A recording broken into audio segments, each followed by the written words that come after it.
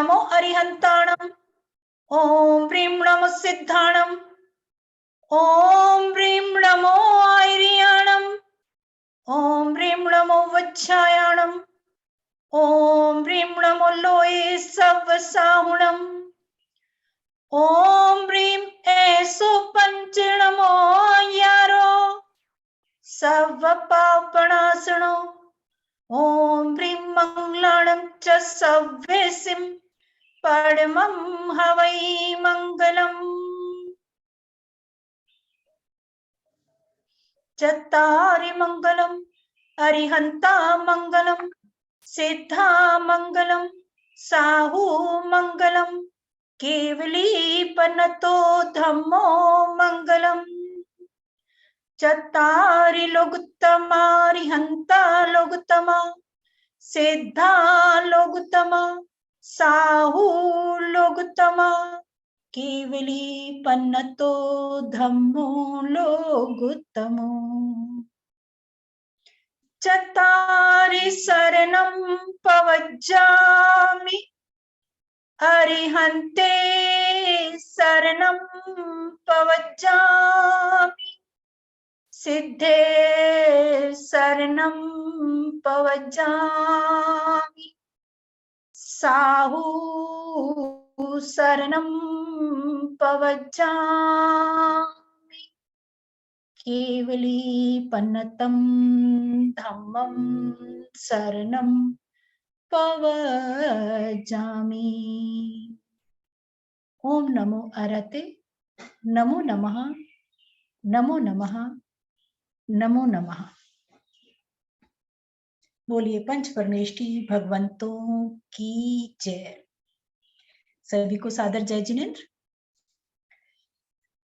पिछली क्लास में हमने समझा था धर्म किसे कहते हैं। अपने स्वभाव में रहने को धर्म कहते हैं, और स्वभाव क्या है? ज्ञाता दृष्टा रहना। उसी चीज को 2 लाइनों में आज बता रही हूं कि हमको क्या करना है। अरहंतों को नमन, अरहंतों को नमन, तत्वों का मनन, तत्वों का मनन, कषायों का शमन, कषायों का शमन, शमन मतलब उनको खत्म करना है, कषायों को नष्ट करना है। मिथ्यात्व का वमन, वमन होता है उल्टी करना, मिथ्यात्व को खत्म करना है, उसको निकाल देना है अपने जीवन से। मिथ्यात्व का वमन। इंद्रियों का दमन, इंद्रियों को दबाना है ना, उनको अपने ऊपर जीत हासिल नहीं। जो हमने उस दिन कल जिस चीज से इंद्रियों तक पहुंच गए थे लास्ट क्लास में, वही चीज क्या करना है? इंद्रियों का दमन। और साथ में स्वरूप का शरण, स्वरूप का शरण ही जीवन का लक्ष्य होना चाहिए। कहीं मैंने ये चीज पढ़ी थी, मेरी लिखी हुई नहीं है, लेकिन बहुत सटीक, बिल्कुल सटीक कि हमको जीवन में क्या करना है। हर चीज पूरे हमारे धर्म का सार है ये। अरहंतों को नमन, तत्वों का मनन, कषायों का शमन, मिथ्यात्व का वमन, इंद्रियों का दमन व स्वरूप का शरण ही जीवन का लक्ष्य होना चाहिए। पूरा सार है जैनिज्म का ये 4 पंक्तियां। अब हम आगे चलते हैं। हमने अपना जैन धर्म समझा, उसके बाद व्यवहार निश्चय रूप उसको समझा, जाना। आज हम चल रहे हैं जिनवानी की तरफ। जिनवानी किसे कहते हैं, कैसी होती है, क्या होती है? बहुत सारे प्रश्न हमारे दिमाग में आते हैं। जिनेंद्र भगवान द्वारा कही गई वाणी को जिनवानी कहते हैं। इसको और नामों से भी जानते हैं हम, आगम, शास्त्र, ठीक है ना। आगम को एक एक उससे अलग अलग समझते हैं। आ, ग और म, आगम। आ मतलब जो कि आप्त द्वारा कहा गया हो, आप्त। आप्त कहते हैं अपने अरिहंत प्रभु को, आप्त। तीर्थंकरों को, अरिहंतों को, जिनकी वाणी हम सुनते हैं, उनको कहते हैं आप्त। आ की मात्रा और आधा प और त, आप्त। तो जो आप्त द्वारा कहा गया हो, आप्त को सच्चा देव, हम सच्चा देव भी कहते हैं, जो सच्चे देव की परिभाषा करते हैं ना, जो वीतरागी हैं, सर्वज्ञ हैं, हित उपदेशी हैं, जो हमने लास्ट क्लास में पढ़ा था, भगवान को क्या कहते हैं, वीतरागी, सर्वज्ञ, हित उपदेशी, उसी को सच्चा देव भी कहते हैं। और आप्त भी उन्हीं का पर्यायवाची शब्द है, जो आप्त द्वारा कहा गया हो, आ। फिर ग, जो गंधर्वों द्वारा गूंथा गया हो। आप्त ने कहा और गंधर्वों ने उसको हमारे तक पहुंचाया, जो गंधर्वों द्वारा गूंथा गया हो। फिर म, जो मुनियों द्वारा लिखा गया हो, वो है आगम। आप्त द्वारा कहा गया, गंधर्वों द्वारा गूंथा गया और मुनियों द्वारा लिखा गया, आगम।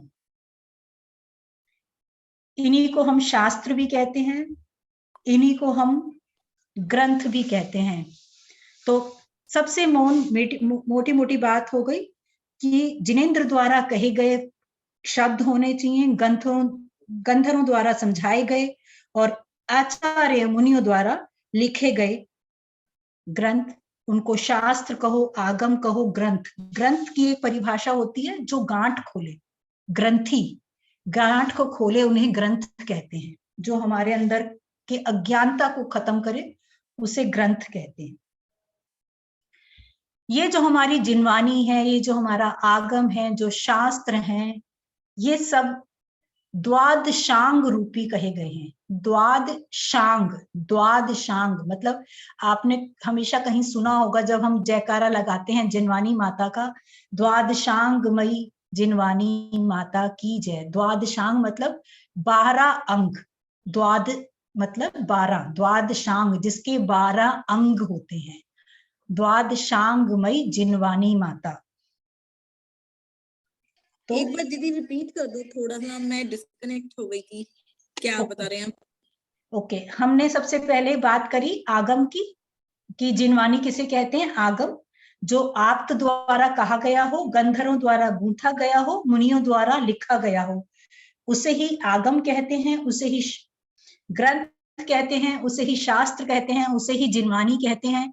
मतलब जो हमारी जो लाल पुस्तकें जो मंदिरों में जिनसे हम पूजा करते हैं, हम उनको कहते तो जिनवानी हैं, लेकिन वो इस डेफिनेशन से खरी नहीं उतरती हैं। वो तो आज के अलग अलग कवियों द्वारा पूजाएं लिखी गई हैं, जो शास्त्र, इसीलिए वो जिनवानी को जिनवानी ना कह के ना अब अलग आगम, मतलब हम जो शास्त्र, आगम, ग्रंथ, इनको ये वाले शब्द इस्तेमाल करने लगे हैं, क्योंकि हम उन लाल की पुस्तकों में जिनमें पूजाएं होती हैं उनको जिनवानी कहते हैं।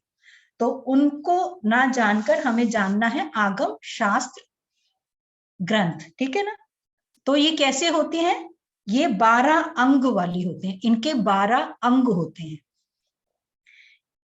मैं अपने यहाँ पर अपना ये नहीं चाह रही हूँ कि मैं आपको 12 अंगों के नाम बताऊं और उनके डिटेल, सिर्फ एक इतना सा मैंने आपको हिंट दे दिया कि उसको द्वादशांगमयी कहते हैं। क्योंकि अगर हम इनके डिटेल में जाएंगे तो हमारा जो हम बेसिक समझना चाह रहे हैं ना, उससे हटके हम कहीं और गहराई में चले जाएंगे। हाँ, लेकिन अगर आप उन लोगों के उनके नाम जानना चाहते हैं तो मैं उसको एक क्लिक आपको पिक्चर भेज दूंगी 12 अंगों की, नामों की। अब इसमें थोड़ा सा और समझेंगे। हम कहीं कहीं सुनते हैं 12 अंग और 14 पूर्व। जब हम कहीं भी मंदिरों में कहीं जयकारा सुनते हैं तो द्वादशांगमयी या 14 पूर्व भी साथ में कहते हैं। द्वादशांगमयी 14 पूर्व वाली जिनवानी माता। तो क्या है, जो ये 12 अंग हैं, उसका जो आखिरी अंग है 12वां अंग, इन 12 अंगों में से जो अंतिम अंग है 12वां अंग, उसका नाम है दृष्टि प्रवादांग। तो उसके 5 भेद हैं, उसके 5 भेद हैं। उनमें से एक भेद का नाम पूर्वगत है, और उस पूर्वगत के भी आगे 14 भेद हैं, वो बहुत इंपॉर्टेंट भेद हैं, इसलिए उन 14 पूर्व की भी बात साथ में की जाती है कि आप द्वादशांगमयी तो है ही, 12 अंगों वाली तो है ही, लेकिन उस 12वें अंग में जो 5 भेद हैं और 5 भेदों में से जो पूर्वगत भेद है एक, उसके भी 14 अंग होते हैं जो बहुत इंपॉर्टेंट हैं, उनको हमें साइड नहीं करना है। तो उन 14 अंगों को जरूर समझना है, इसलिए जिनवानी माता को द्वादशांगमयी जिनवानी माता और पूर्व 14 पूर्व आंटी वो आपने क्या हाँ जी, बोला है, दृष्टि नेम दोबारा बताइए। वो दृष्टि, मैं तभी कह रही हूँ, इसके स्पेलिंग भी आपको नहीं समझ में आएंगे, वैसे मैंने जो वर्ड बोला है दृष्टि प्रवादांग, मैं पूरा 12 के 12 अंग और ये जो 14 उसके पार्ट है उन सबकी एक पूरा एक पेज पे लिख के फोटो खींच के भेज दूंगी। सिर्फ आप उनको एक बार रीड कर लो कि कहीं अगर वो वर्ड कहीं पढ़ते हो सुनते हो तो आपको पता होना चाहिए ये एक अंग का नाम है। वो हमारे मतलब आज तक भी वो अंग मैंने पढ़े हैं सब है, लेकिन कभी यूज में नहीं आए। सिर्फ एक उनसे कुछ ना कुछ अगर हम उनके बारे में पढ़ते हैं तो कुछ समझ में आती है कि हमारे को जिनवानी को कैसे विभाजित किया गया है, कैसे समझा गया है। लेकिन इन सब चीजों को हमारे शास्त्रों में 4 अनुयोगों में बांटा गया है। इन 12 अंग और 14 पूर्व को अलग अलग हम जो अच्छे से जानते हैं 4 अनुयोगों में बांटा गया है। अनुयोग किसे कहेंगे? जिनवानी को समझने की एक जो पद्धति है, माध्यम है, उसको अनुयोग कहते हैं। जिनवानी को समझने का माध्यम या पद्धति, एक जानने का तरीका, उसको अनुयोग कहते हैं। अनुयोग 4 हैं, प्रथमानुयोग, करणानुयोग, चरणानुयोग और द्रव्यानुयोग। 4 अनुयोग, प्रथमानुयोग, करणानुयोग, चरणानुयोग और द्रव्यानुयोग।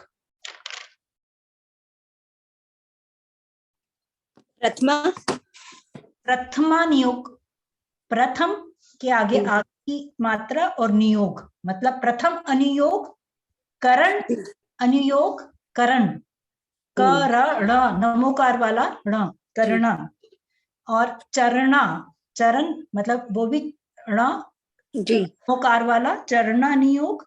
फिर द्रव्यानुयोग, इसमें ना नल वाला, द्रव्यानुयोग। इन 4 पार्ट्स में बांटा गया है। इसको भी शॉर्ट में थोड़ा थोड़ा समझ लेते हैं, प्रथमानुयोग किसे कहते हैं, चारों को थोड़ा थोड़ा हम समझ लेते हैं, क्योंकि जितने भी हमको शास्त्र मिलते हैं अपने, सबसे पहले ये बताते हैं ये प्रथमानुयोग का है या करणानुयोग का है, चाहे चरणानुयोग का है। हम एक एक को क्योंकि जब भी हमारे सामने कोई शास्त्र आए तो हमको सबसे पहले ये समझना चाहिए कि कौन से अनुयोग, कौन सी पद्धति का है, कौन से अनुयोग का है, कौन से माध्यम से हमें धर्म सिखा रहे। बात सब वो ही कहते हैं सारे अनुयोग, लेकिन कहने का तरीका अलग अलग हो जाता है।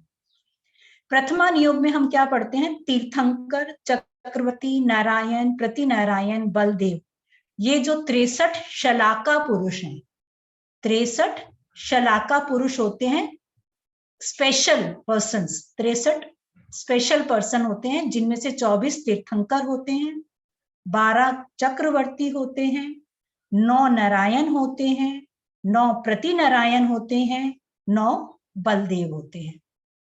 जैसे राम हुए हमारे नारायण, प्रतिनारायण हुए नहीं, हाँ, प्रतिनारायण हुए लक्ष्मण, शुभोम चक्रवर्ती की बात आती है।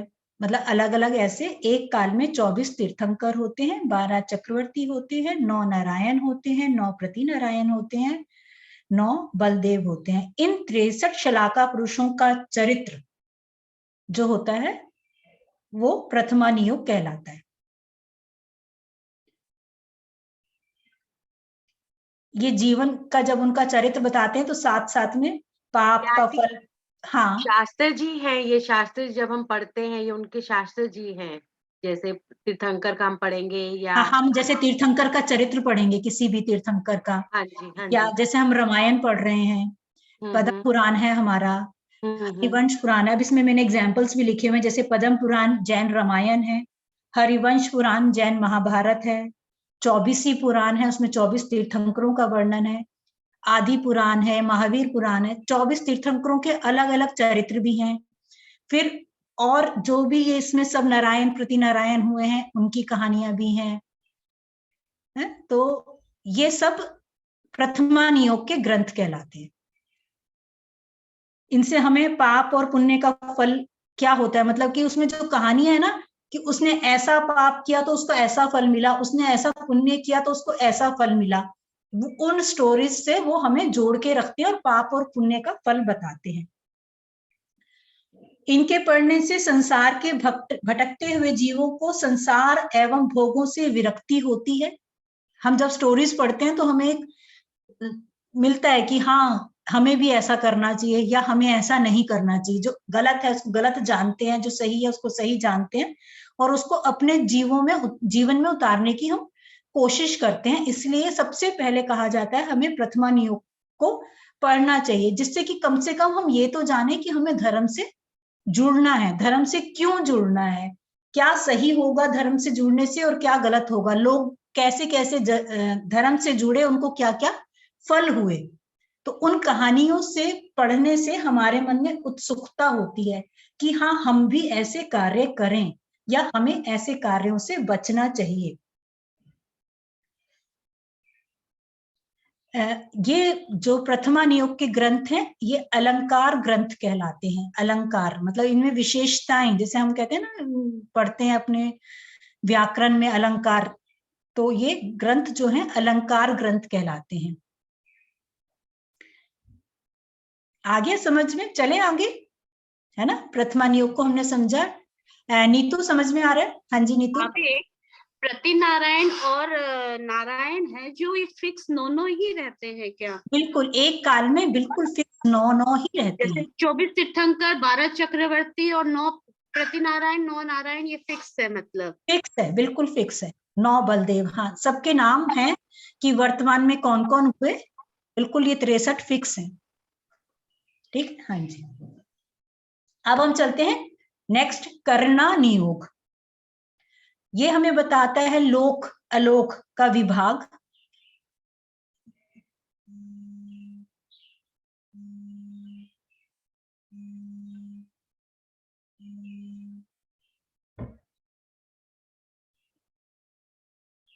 युग परिवर्तन और चतुर्गति के जीवों की स्थिति के निरूपक अनुयोग को करना नियोग कहते हैं।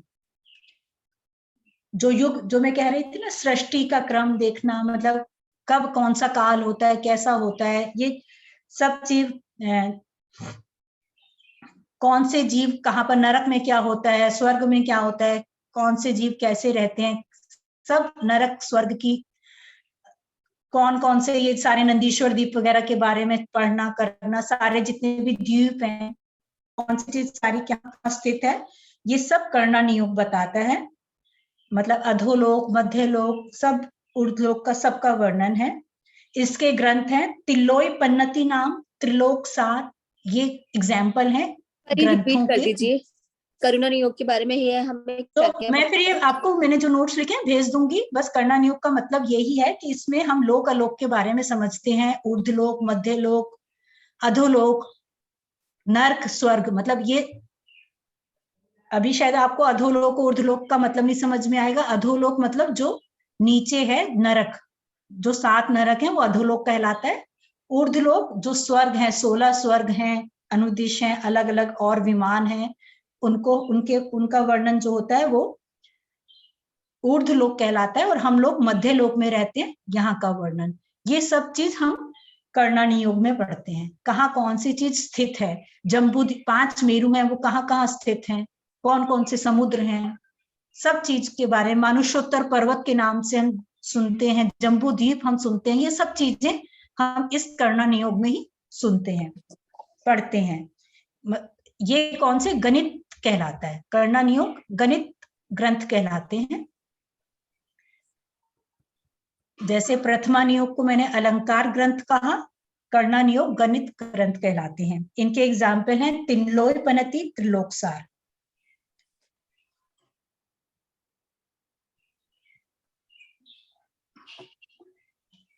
ठीक, कहीं कुछ भी कंफ्यूजन हो या आपने कुछ अलग सुना हुआ हो, कुछ भी चीज आप डिस्कस कर सकते हैं, समझ सकते हैं, बिल्कुल। जैसे आपने बोला कि प्रथमा नियोग से हमारे को पाप और पुण्य का फल बताते हैं, तो यह पढ़ने से हमारे को मतलब ये किस चीज का हमें फल बताते हैं? क्या इसको पढ़ने से क्या यही हमें हमारे बेनिफिट है? परिणामों की विविधता पता चलती है, क्या ओके, भाव करने से क्या फल होगा, हम कहाँ जाएंगे, कहाँ कौन सी गति प्राप्त होगी, हमको कैसे अशुभ से शुभ में जाना चाहिए। परिणामों, हमारे सारे परिणाम भी शुद्ध होते हैं। इन सब चीज जब हम इसको पढ़ेंगे ना तब समझ में आए, क्योंकि अभी तो हम सिर्फ ये कह रहे हैं, हमको क्या नाम। पता चलेगा कि जम्बूद्वीप कहाँ है या क्या है, लेकिन जब हम पढ़ेंगे तो हमें समझ में आएगा हाँ इस चीज को जानने से, जैसे कल हमने लास्ट क्लास में हमने पढ़ा था इंद्रियां, कि हमको लगता है ये तो हम बचपन में पढ़ते हैं, उसको क्या जानने से, धर्म से क्या फर्क पड़ेगा, लेकिन इंद्रियों को जानने से हमें ये पता चला कि कैसे सारे ही जीव हैं, एक इंद्रिय जीव, दो इंद्रिय जीव, हम मतलब अंदर एक भाव आता है, वो भी हमारे तरह ही जीव हैं। जैसे हमको वनस्पति का नहीं पता था कि जैसे एक इंद्रिय जीव है, मिट्टी भी जीव है, ये सब चीज जान के हमको अंदर से एक भाव उत्पन्न होते हैं कि हाँ हमें धर्म को समझना है, जानना है, उस पर चलना है। तो जैसे जैसे हम जब पढ़ेंगे, कर्णा नियोग को पढ़ेंगे, जब पढ़ोगे तब समझ में आएगा कि ये जानना कितना जरूरी है, कैसे वो हमारे भावों में चेंज लाते हैं। आपसे ना एक बात कंफर्म करनी थी।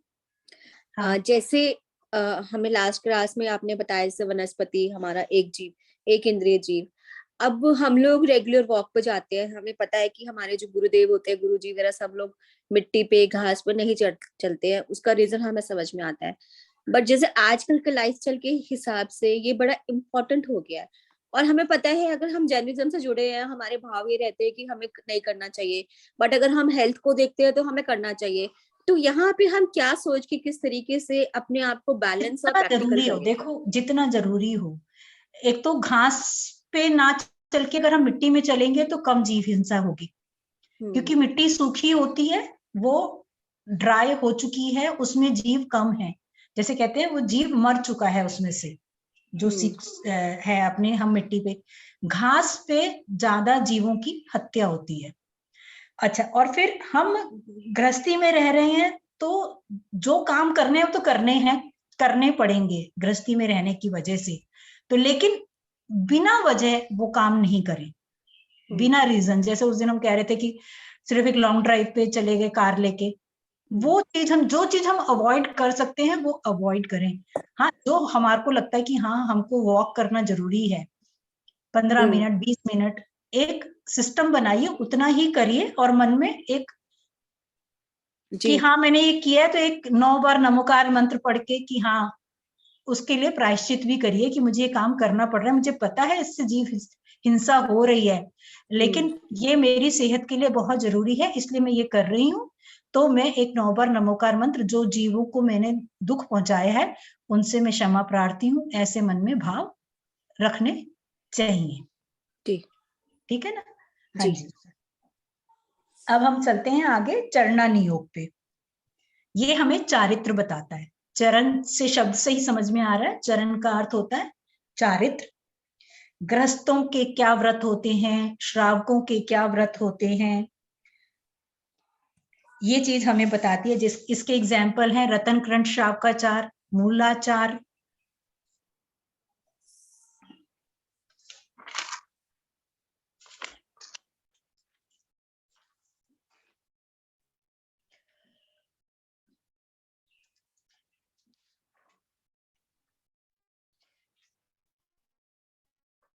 ये नीति के कहलाते हैं। नीति, रूल्स पता चलते हैं इससे, ये ग्रंथ नीति ग्रंथ कहलाते हैं चरणा नियोग। उसके बाद द्रव्यानुयोग, इसमें हम पढ़ते हैं पूरा मिस हो गया, आपकी आवाज बिल्कुल नहीं आ रही। हाँ जी, चरना नियोग की बरना नियोग मिस हो गया। थर्ड वन था चरना नियोग। मेरे को सिर्फ एक ही आवाज सुनाई दी जी।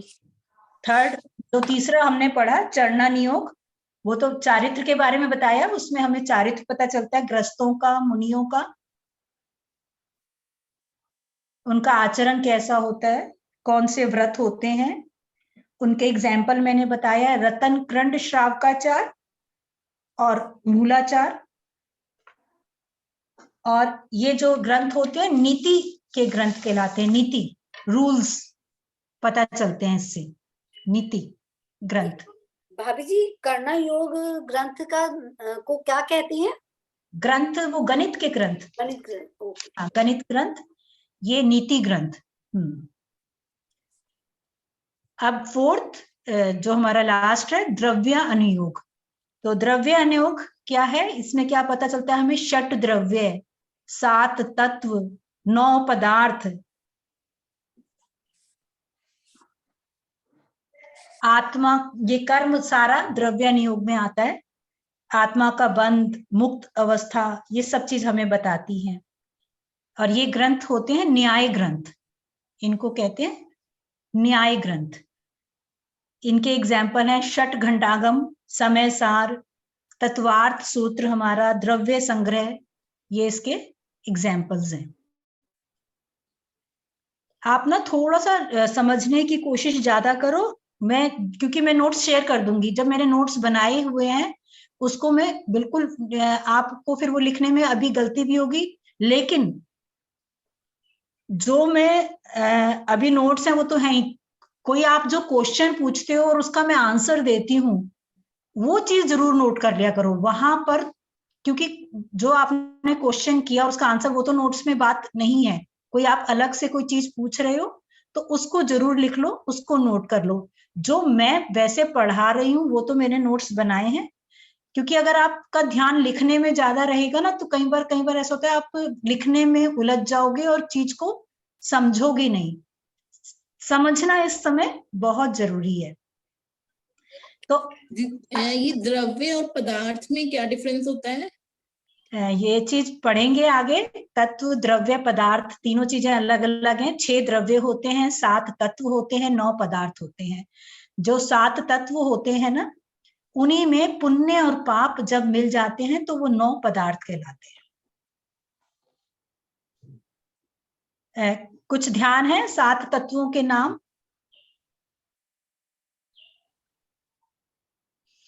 कौन बताएगा 7 तत्वों के नाम? वैसे तो हम आगे पढ़ेंगे, बस ऐसे ही। हाँ आंटी रजनी, वो वाला एग्जाम्पल है इसमें जो वो बोट वाला है, जर्रा हाँ वगैरह। वही वाला है, बिल्कुल हाँ। वही वाला है। अब ये हाँ नाम नहीं रजनी आता। नाम बताओ। जीव, अजीव, आश्रव, बंध, संवर, निजरा और मोक्ष।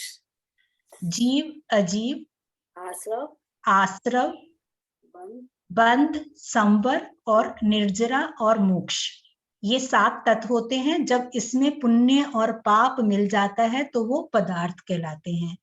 और 6 द्रव्य कौन बताएगा? 6 द्रव्यों के नाम? जीव, पुद्गल, धर्म, अधर्म, आकाश और काल, ये 6 द्रव्य होते हैं। इसमें आकाश, काल पहले नहीं आएगा, आकाश बाद में आएगा। नहीं, आकाश पहले आएगा, काल बाद में आएगा। वो इसका इसलिए सिस्टम है, पंचास्तिकाय, 5 अस्तिकायों का नाम पहले आता है, फिर काल का नाम आता है बाद में, वो अस्तिकाय नहीं है। जब उस चैप्टर पे जाएंगे तब पढ़ेंगे इसको कि क्यों पहले आता है उसका नाम। ये तो बस अभी हम इनकी बात कर रहे थे तो इसलिए ये हमने समझ लिया कि कौन सी चीज क्या है, क्या क्या चीजें हम पढ़ सकते हैं। अब कोई भी, अब आप इसको जब पढ़ोगे प्रथमा नियोग, करना नियोग, तो मन में विचार, किसको क्या चीज पढ़ने की ज्यादा एंजाइटी हो रही है कि हमें ये चीज जाननी ज्यादा जरूरी है, तो हम उसी को मिक्स करके पढ़ेंगे। पहले तो मैं सोच रही थी सिर्फ प्रथमा नियोग लेके चलेंगे, लेकिन जब मैंने फर्स्ट क्लास करी तो सबकी अलग अलग एंजाइटी थी, तो मुझे यही लगा कि हमको चारों अनुयोगों को लेके साथ में चलेंगे, कहीं से कुछ कहीं से कुछ। एक ना फोन बार बार आ रहा है, जरा मैं एक फोन देख लूं किसका है प्लीज। ये क्या होता है? 7 तत्व, 6 द्रव्य और क्या था? एक और बोला था ना, कोई हेल्प करेगा? पदार्थ। 7 तत्व, 6 द्रव्य और पदार्थ कितने होते हैं? 9। 9 पदार्थ। मतलब ये बेसिकली क्या है? ये सारा ना धर्म का सार ही है, जैन धर्म का। अब ये एक्सप्लेन करेंगे भाभी जी, जब पढ़ाएंगे तो वो बहुत अच्छे से पढ़ाएंगे, अब देखना आपको समझ में आ जाएगा। उसको क्या ना चीज पूछना जाएंगी, क्या चीज? वो पूछे ये तत्व वगैरह, तत्व पदार्थ ये क्या है। नहीं, जैसे ये जो विश्व बना हुआ है ये 6 द्रव्यों का समूह है, पूरा विश्व।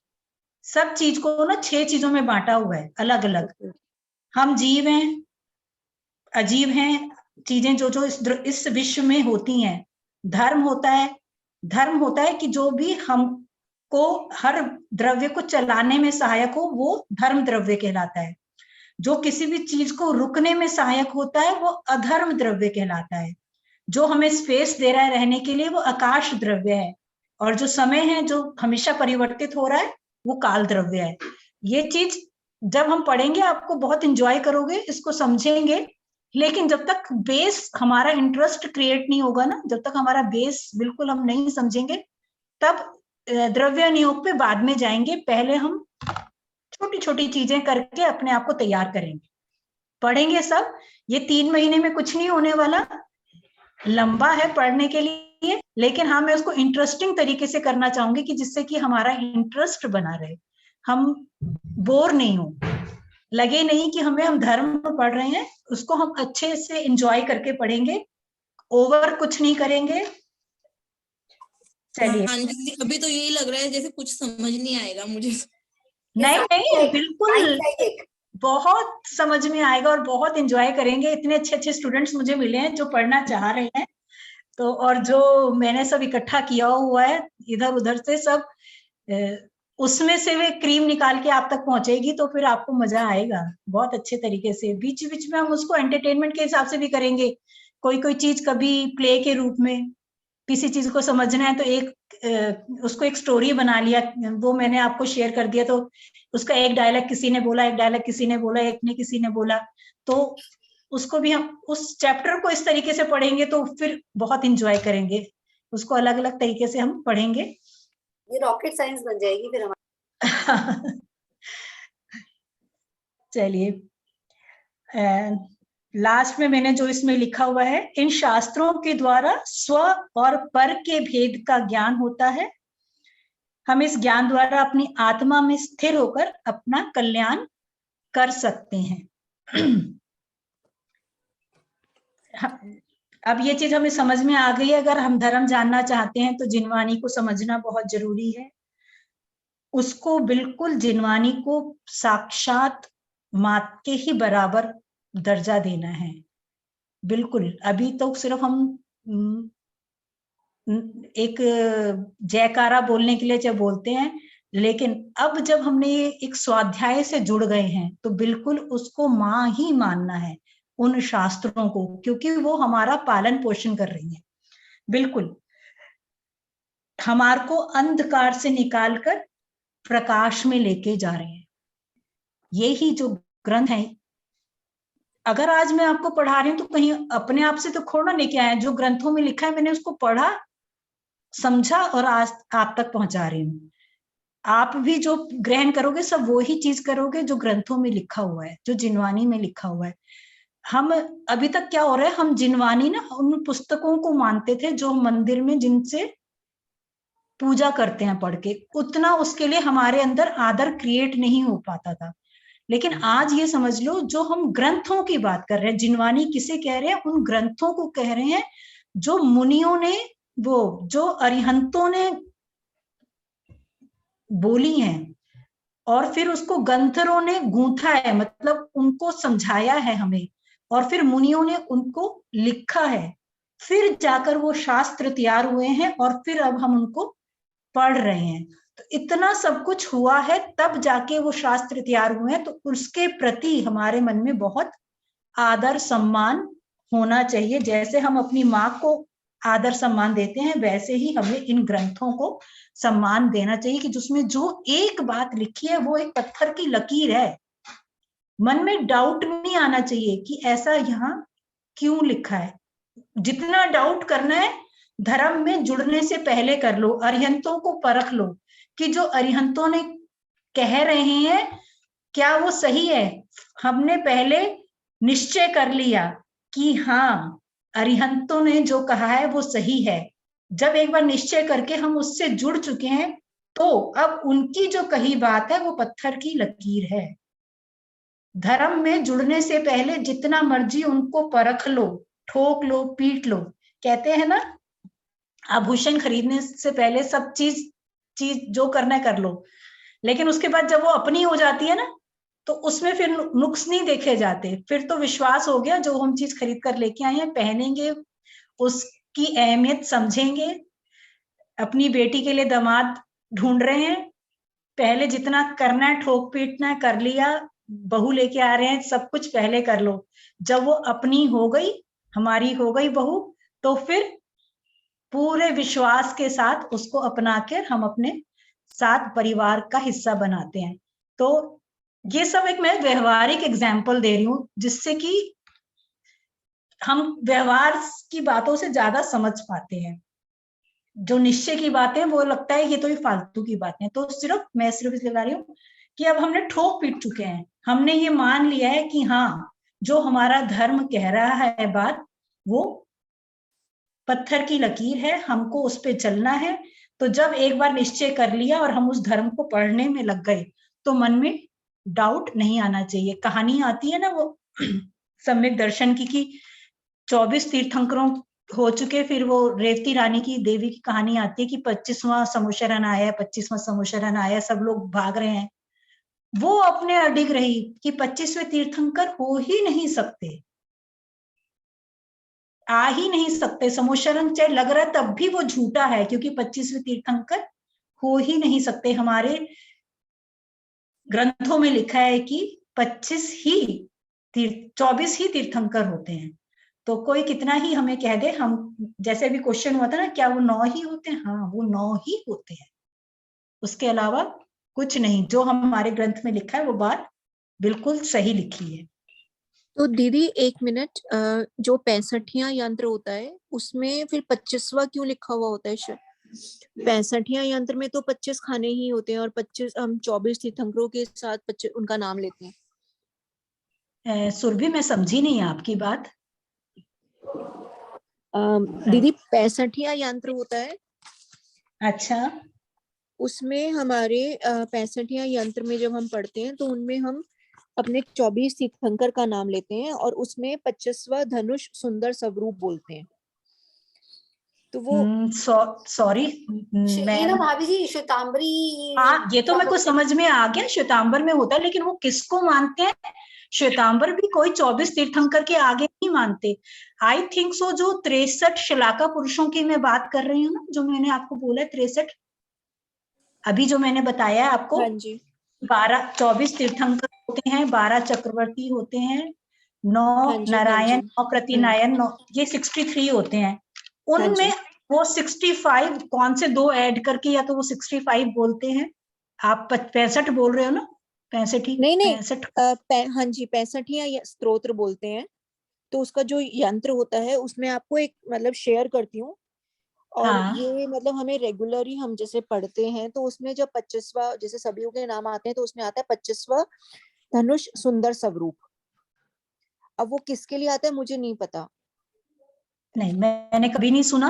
और ये चीज तो बिल्कुल बात पक्की है कि 25वें मतलब तीर्थंकर तो 24 ही होते हैं, वो 25वीं क्या चीज कहते हैं आप शेयर करना, किसी से समझेंगे कि उसको क्या ठीक है, कहा गया है। हाँ हाँ जी, जरूर समझेंगे। हाँ कि ठीक है दी। है तो अपने ही धर्म की बात, चाहे वो दूसरी मान्यता से है, उसको जानना नहीं बहुत वो तो जरूरी है, समझेंगे। जानना जरूरी है, हाँ जी। हाँ समझेंगे बिल्कुल। ये तो हमारा हो गया, हमने आज जिनवानी को समझ लिया कैसे कैसे हमारी है। हम इसी के साथ आज 10-15 मिनट में थोड़ा सा नमोकार मंत्र के ऊपर भी एक अपनी दृष्टि डालते हैं, क्योंकि हमें बिल्कुल साथ साथ में चलना है। नमोकार मंत्र नमो अरिहंताणम नमो सिद्धाणम नमो आयरियाणम नमो उवज्झायाणम नमो लोए सवसांगम। इस चीज का ध्यान रखना है कि नमो नहीं बोलना, णमो बोलना है। जो ण है उसके बोलते हुए जो हमारी जीभ है खड़ी होके स्टैंड होके ऊपर टच करती हुई आगे हिलकर आती है। आप न से नल बोलो तो आपकी जीभ दांतों के पास लगती है, नल, और ण बोलोगे तो आपकी जीभ खड़ी हो जाएगी और ऊपर टच होती हुई आगे आती है। ण, णमो अरिहंताणम णमो सिद्धाणम णमो आयरियाणम णमो उवज्झायाणम णमो लोए सवसाहुणम। हमको ऐसे ही प्रोनाउंस करना है, चाहे दिन में एक ही बार कर पाए, चाहे आपको जो आप रूटीन में करते हो उसको आप चाहे 50 बार करते रहो, लेकिन एक बार ऐसे जरूर करना है, आपको डिफरेंस समझ में आ जाएगा। णम ण ण णमो अरिहंताणम णमो अरिहंताणम। आपने देखा होगा ण लिखा रहता है, ऐसे वाला ही ण लिखते हैं। दीदी 1 मिनट, उस हाँ। फिर स्थानक वासियों में फिर ये क्यों फर्क आता है, फिर नमो क्यों आता है वहां पर? उन्होंने उतना जोर नहीं दिया उस चीज को, मानते वो भी वही है, ऐसा नहीं है। हाँ जी। उसकी गहराई तक नहीं गए कि जो हम ये बात बोलते हैं ना कि णमोकार मंत्र सब रोगों को दूर करता है, वो तभी दूर करता है जब हम णमो बोलेंगे, वाइब्रेशन अंदर बॉडी में क्रिएट होंगी, हलन होगा, उस तरह से मूवमेंट होगी बॉडी की, तो हमारे रोग दूर होते हैं। जब धर्म एक है स्वरूप 2 हैं, तो हम ऐसा नहीं, क्यों उसको बस फर्क? ये है, उसको पूरा नहीं समझा, नहीं, अधूरा। मैं बोलूं, हाँ हाँ रजनी। नमो का मंत्र प्राकृतिक भाषा में लिखा हुआ है ना, तो प्राकृतिक भाषा में न को ण बोला जाता है ना, तो ये इसलिए एक्चुअल नमोकार मंत्र को णमोकार, णमो जो होता है वो एक्चुअल वर्ड है। जैसे उसके साइंटिफिक रीजन आपने बताई हैं कि जीभ हमारी ऊपर तालू से टच होनी चाहिए, तो हमें उसका जो उसके है वो हमें मिलेंगे, लेकिन ये प्राकृतिक भाषा की वजह से न को ण बोलते हैं। लेकिन रजनी जो ण वर्ड है वो हमारे हिंदी वर्णमाला में भी आता है, लेकिन हिंदी वर्णमाला में ण वर्ड नहीं आता। बोलते हैं ना। हाँ, तो लेकिन हमें ये तो चीज समझनी ही है कि ये प्राकृत भाषा में है, जो नमोकार मंत्र है वो प्राकृत भाषा में है। इसी वजह से एक वर्ड में और चेंज बता रही हूं मैं। हम बोलते हैं अरिहंतानम, वैसे प्राकृत में अरि नहीं होता, अर होता है, अरहंतानम। अरिहंतानम संस्कृत का शब्द है, अरहंतानम प्राकृत का वर्ड है, अरहंतानम।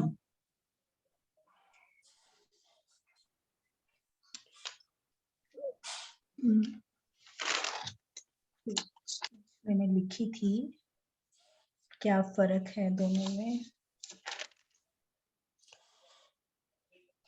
चलो वो फिर अभी है नहीं उसमें। मैंने एक चीज उसमें देखी थी, क्या फर्क था अरहंत और अरिहंत के फर्क में। अरिहंत का होता है कि शत्रुओं का नाश करना, शत्रुओं का नाश करना, अरिहंत, अरि मतलब शत्रु, हंत मतलब खत्म करना, अरिहंत। और अरहंत का होता है अपने आत्मा में, अपने अपने स्वरूप से के पास रहना, वो अरहंत शब्द का अर्थ है। तो प्राकृत में जो ये हमारा मूल जो हमारा मंत्र है वो णमो अरहंताणम णमो सिद्धाणम णमो आयरियाणम णमो उवज्झायाणम णमो लोए सवसाहुणम। ये अनादि निधन मंत्र है, प्राकृत भाषा में है, आर्या छंद में है। ये इसके थोड़े से 1-2 चीजें हैं जो हमें समझनी है। सुरभि, जो आपका ये प्रश्न है ना कि श्वेतांबरियों में नमो बोला जाता है, वो सिर्फ उसको बहुत गहराई से ना समझ के एक नमो शब्द सिर्फ नमन करने से लेकर कह दिया गया है, क्योंकि प्राकृत में नमो शब्द नहीं है। न मो जो वर्ड है, सिंपल न और मो, वो प्राकृत में नहीं है, णमो ही है। उसको बहुत डीप स्टडी ना करके, लेकिन आप ये भी नोटिस करो सारे श्वेतांबर लोग नमो नहीं बोलते, कहीं कहीं नमो बोला जाता है, कहीं कहीं णमो बोला जाता है। आचार्य महाप्रज्ञ जी वो भी णमो बोलती हैं। हाँ, आप नोटिस करना, आप नहीं नोटिस मैं दीदी बोलने की बात नहीं है, जब हमारे अनुपूर्वी में, जब हमारे शास्त्रों में लिखा होता है ना, तो बात वो वाली आ जाती है, बात नहीं, वो नहीं है उसमें कि भी हम न क्या बोल लिखा रहे है, हैं। नहीं सब जगह ना ही लिखा है, कहीं कहीं ड़ भी लिखा है। हाँ जी, कहीं कहीं ड़ लिखा हुआ है, लेकिन ये ना बहुत एक मतलब अगर आज मैं कहूँ कि मेरे को अगर अपने भगवान जी की कोई तस्वीर लगानी है नमो का, मतलब मेरे को पढ़ना है, तो ये ना एक थोड़ा सा मतलब मेरे को नहीं समझ आया कि क्यों ऐसा होता है, जबकि हमारा धर्म एक है, एक में से एक ही, आज अगर मूल रूप में माँ बाप हैं तो बच्चा तो उसी में से ही निकला हुआ है। लेकिन ये जो अब ऐसा नहीं है, चाहे श्वेतांबर हो, चाहे साधु साध्वी हो गए या मुनि हो गए, सभीयों ने बहुत शास्त्र पढ़े हुए होते हैं, तो हम जब स्थानक में अगर दीवारों पर चिपका हुआ होता है उनका, तो तब भी नमो लिखा होता है। तो मतलब मैं ना आज आप हम मतलब हम लोग तो बहुत ही जीरो लेवल पर है, सभी हाँ, बहुत, हाँ, मतलब मैं आपको समझा नहीं पा रही, तो मुझे ये समझ नहीं आया कि क्यों ऐसा, जब हमारा अगर पुराणिक शास्त्र में अगर नमो है, तो ये क्यों ऐसा हो गया कि उसको मैं स्थानक अब वालों यहाँ ने पर ना, नमो अगर आपके ऊपर ये पास एक क्वेश्चन है ना, तो एक क्वेश्चन दिमाग में हमको ये भी होना चाहिए कि ये श्वेतांबर दिगंबर दो क्यों हो गए।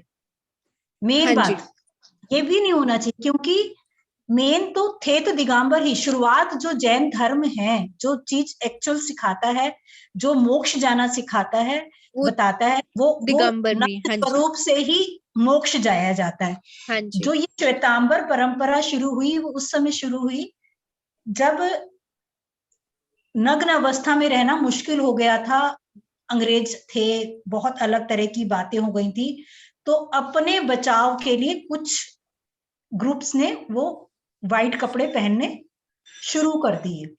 और जब वो व्हाइट कपड़े पहनने शुरू कर दिए, इसका पूरा लेख है, कौन सा समय था, कौन से गुरु थे जिन्होंने ऐसा, किस रीजन से ऐसा किया, ये भी सब शास्त्रों में निहित है। जब वो अपने बचाने के लिए उन्होंने ऐसा किया, तो एक ये अलग सी परंपरा शुरू हो गई। मूल तो अपना दिगंबर धर्म ही था, सिर्फ परिस्थितियों की वजह से ऐसे दो अलग अलग मान्यताएं हो गई।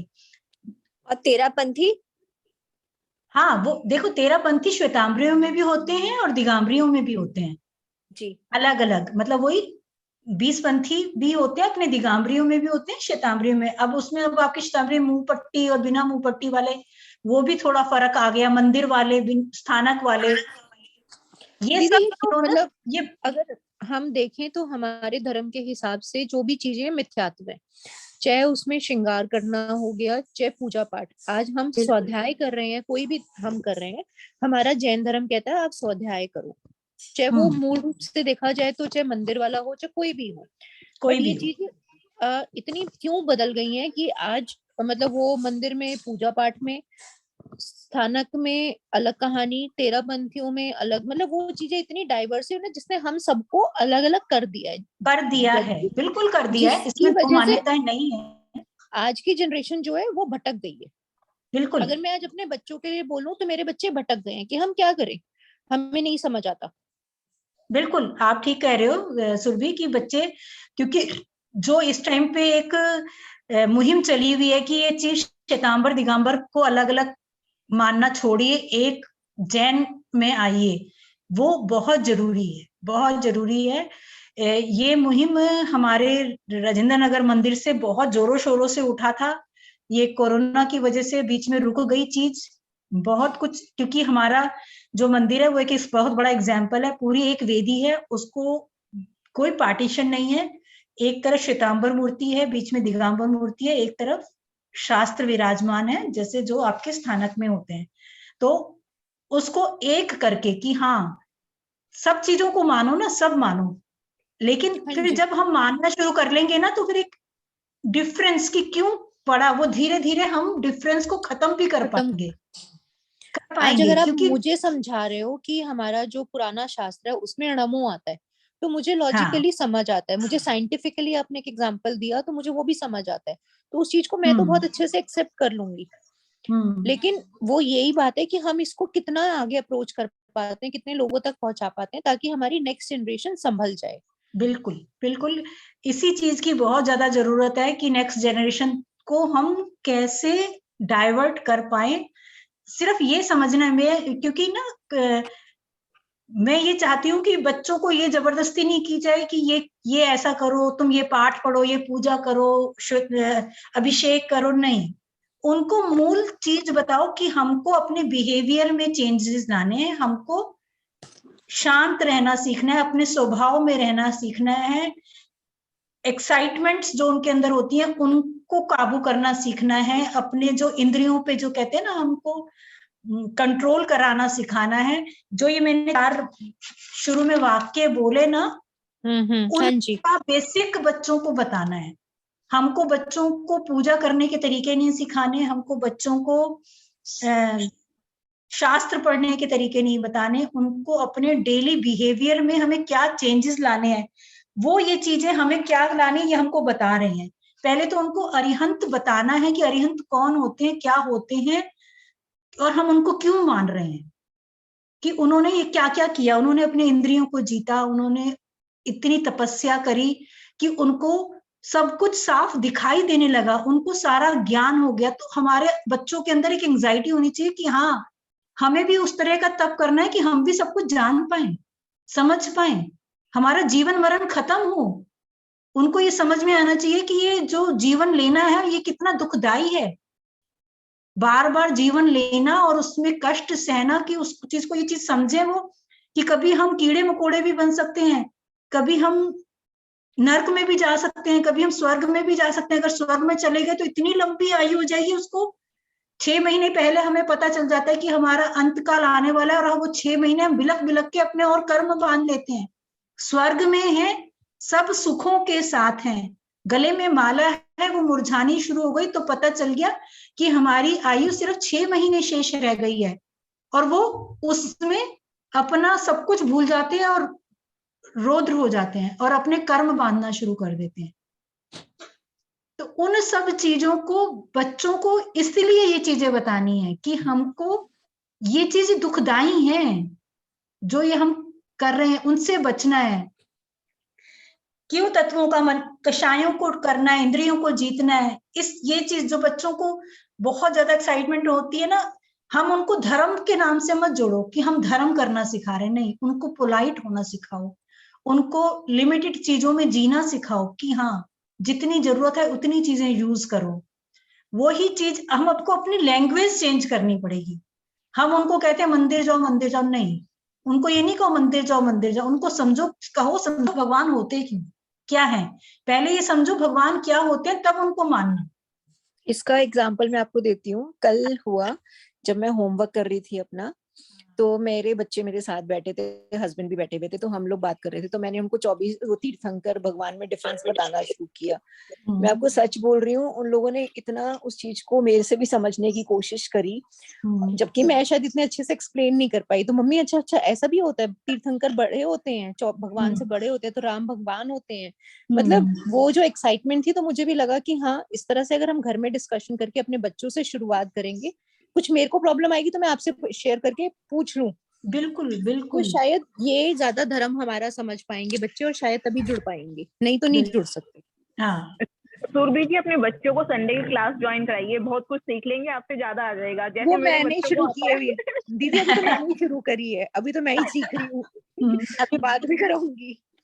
सुरभि खुद आ रही है संडे वाली क्लास में, आ रही है। और अरिहंत के डिफरेंस मुझे नहीं आते थे, उन्होंने स्पेसिफाई किया था ये डिफरेंस होता है, तो आप उनको क्लास ज्वाइन कराइए, बहुत जल्दी सीख जाएंगे।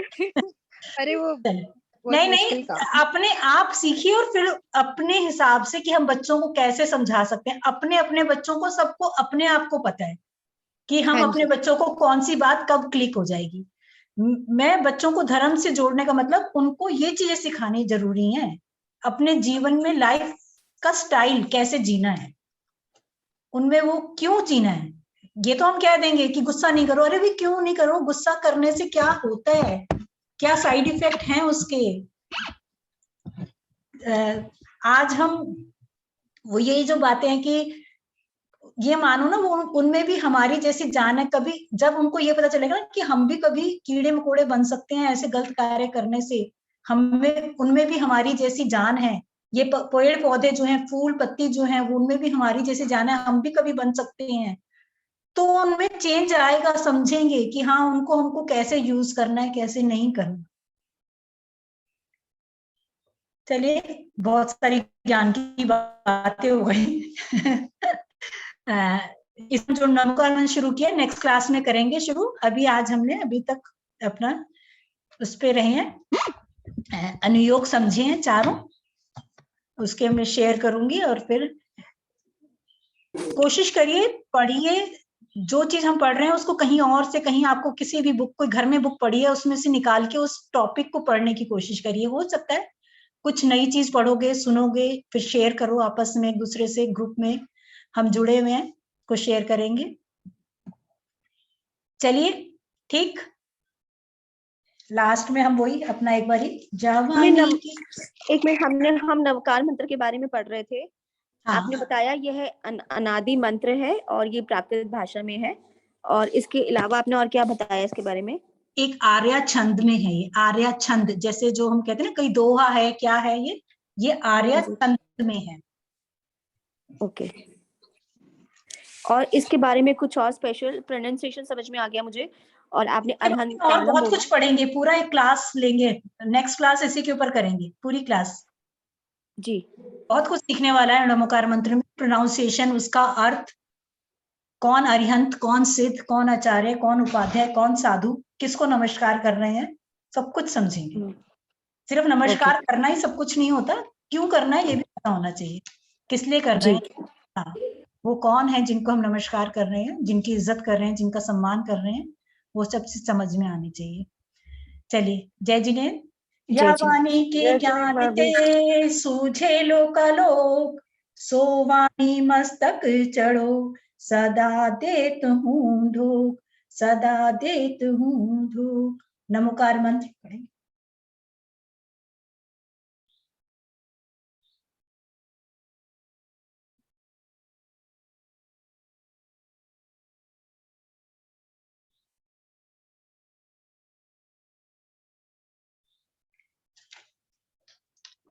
सुरभि, वो शेयर करना जो आपने बात करी ना।